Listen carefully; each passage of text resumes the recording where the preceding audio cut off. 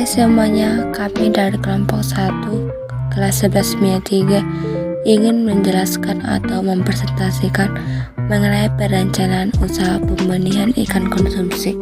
Pertama-tama saya akan memperkenalkan nama-nama dari kelompok kami. Ada Agustinus Simanullah, Aldi Alfonso Aritonang, Christian Berlina Simanullah, Daslan Silaban, Dinda Simanullah, Irwan Lumban Batu, Minaria Marbun, Noel Simarmata, Parsolin Simanullah, dan Riando Samuel Sinaga. Yang pertama saya akan menjelaskan mengenai AID dan peluang usaha pembenihan ikan konsumsi. Usaha budidaya ikan berdasarkan produksinya dibagi 3 kelompok, yaitu yang pertama usaha pembenihan, yang kedua pendedaran, dan yang ketiga pembesaran ikan. Usaha pembenihan merupakan suatu tahapan kegiatan perikanan yang outputnya adalah benih ikan. Usaha pembesaran merupakan kegiatan perikanan yang outputnya ikan berukuran konsumsi.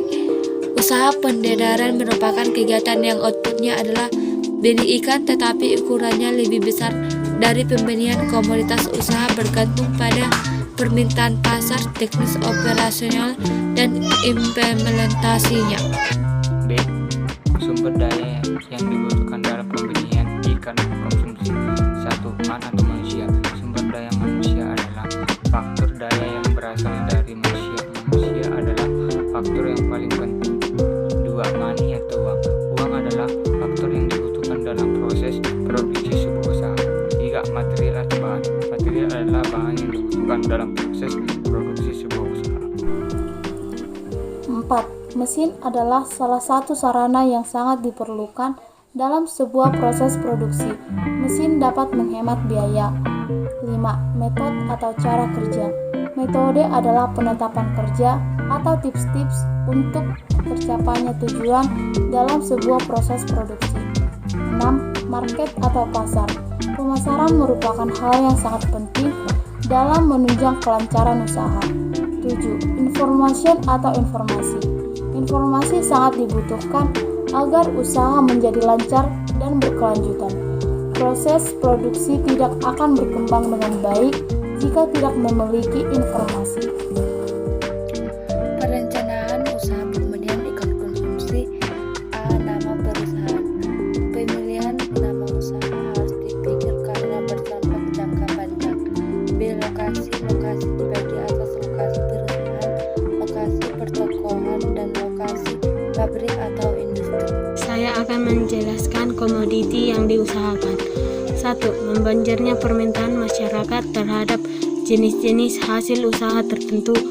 2. Teridentifikasinya kebutuhan tersembunyi masyarakat akan barang-barang atau jasa tertentu. 3. Kurangnya saingan dalam bidang usaha yang kita kerjakan. 4. Adanya kemampuan yang meyakinkan untuk bersaing usaha.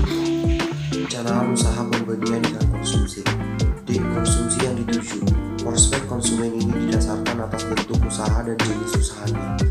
E. Pasar tujuan. Usaha yang memasuki dan memulai pasar akan menempatkan perusahaannya sebagai pemimpin pasar atau market leader, menantang pasar atau market challenge, pengikut pasar atau market follow, atau belum pasar market niche. F. Partner yang diajak kerjasama. Partnership adalah suatu persekutuan 2 orang atau lebih untuk menjalankan usaha dan mencari keuntungannya. D. Personil yang dipercaya untuk menjalankan perusahaan. Pilihlah seseorang untuk menjalankan perusahaan karena kejujurannya. A. Jumlah modal yang diharapkan dan yang tersedia. Modal utama adalah semangat dan kejujuran. Jika modal yang dimiliki sangat terbatas, dapat dilakukan kerjasama dengan partner. Peralatan perusahaan yang perlu disediakan. Partnership adalah suatu asosiasi atau persekutuan 2 orang atau lebih untuk menjalankan suatu usaha mencari keuntungan. J. Penyebaran promosi. Usaha harus dipertemukan atau tidak. Jika akan dipromosikan, harus direncanakan bentuk promosi, tempat promosi, dan apa saja keunggulan produk tersebut. Kebutuhan pasar terhadap benih ikan konsumsi. Sumber daya perikanan Indonesia dibagi menjadi 2 kategori, yaitu perikanan tangkap dan perikanan budidaya.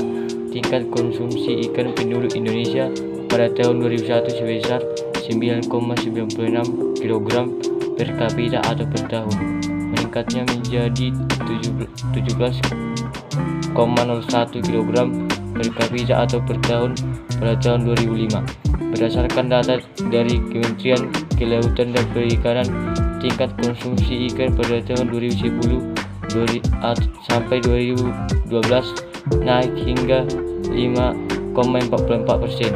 Kecenderungan tersebut mendorong berkembangnya usaha perikanan budidaya.